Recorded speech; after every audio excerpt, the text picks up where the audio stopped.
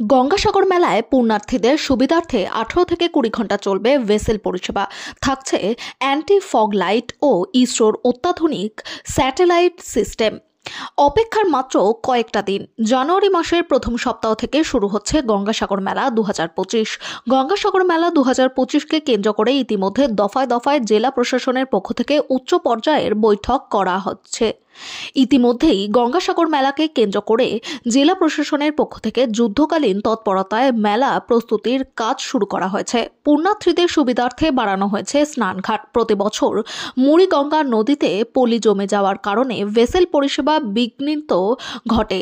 এর ফলে ঘন্টার পর ঘন্টা অপেক্ষা করতে হয় ভেসেল ঘাটগুলিতে পুণ্যার্থীদের। সেই অসুবিধার কথা মাথায় রেখে এবার 2025 গঙ্গাসাগর মেলাকে ঢেলে সাজানো হচ্ছে জেলা প্রশাসনের পক্ষ থেকে। মুড়িগঙ্গা নদীতে নাব্রতা বাড়ানোর জন্য চলছে ড্রেজিং। সমস্ত দিক খতিয়ে দেখে আজ সোমবার দক্ষিণ 24 পরগনা জেলা শাসকের দফতরের জেলার সমস্ত উচ্চ পর্যায়ের আধিকারিকদের সঙ্গে নিয়ে একটি গুরুত্বপূর্ণ পর্যালোচনা বৈঠক করেন দক্ষিণ 24 পরগনার জেলা শাসক সুমিত গুপ্তা। এই বৈঠকে গঙ্গাসাগর মেলার নিরাপত্তা থেকে শুরু করে সমস্ত দিক খতিয়ে দেখা হয়। গঙ্গাসাগর মেলা ড্রেজিং এর কাজ দেখে দক্ষিণ 24 পরগনা জেলা শাসক সুমিত গুপ্তা বলেন, এবছর পুণ্যার্থীদের সুবিধার জন্য 18 থেকে 20 ঘন্টা চলবে ভেসেল পরিষেবা। কুয়াশা থাকার কারণে বিভিন্ন সময় পুণ্যার্থীদের ভেসেল দিক নির্ণয় করতে না পেরে চড়ায় গিয়ে আটকে পড়ে।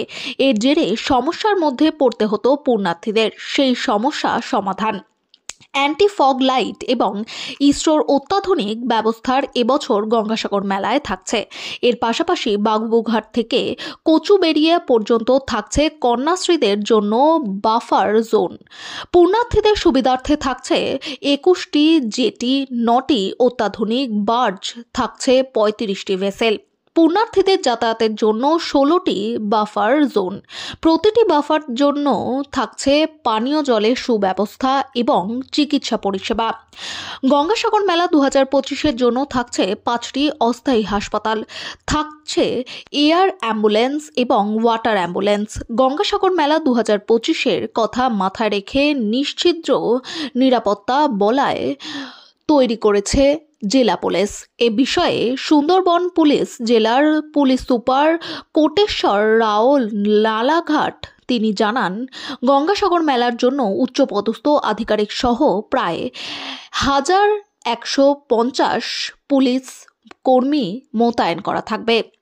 সিসিটিভির মাধ্যমে চলবে নজরদারি। খোলা হবে মেগা কন্ট্রোল রুম। গঙ্গাসাগর মেলা নাশকতার ছক বানচাল করার জন্য আকাশপথে ড্রোনের মাধ্যমে চলবে নজরদারি। পাশাপাশি জলপথে নজরদারি চালানো হবে স্পিডবোট এবং হোভার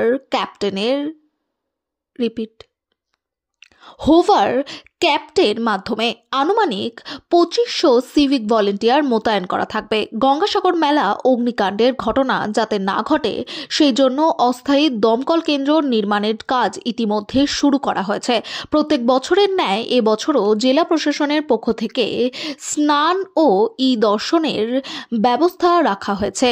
ভিন রাজ্য থেকে আসা পুণ্যার্থীরা যাতে নিরাপদে গঙ্গাসাগর মেলায় এসে মকর সংক্রান্তি পূর্ণ স্নান করে নিরাপদে বাড়ি ফিরতে পারে সেদিকে বিশেষ নজর দেওয়া হয়েছে। গঙ্গাসাগর মেলার জন্য বাড়ানো হয়েছে লোকাল ট্রেন পরিষেবা। শিয়ালদা দক্ষিণ শাখায় চলবে 71টি বেশি লোকাল ট্রেন।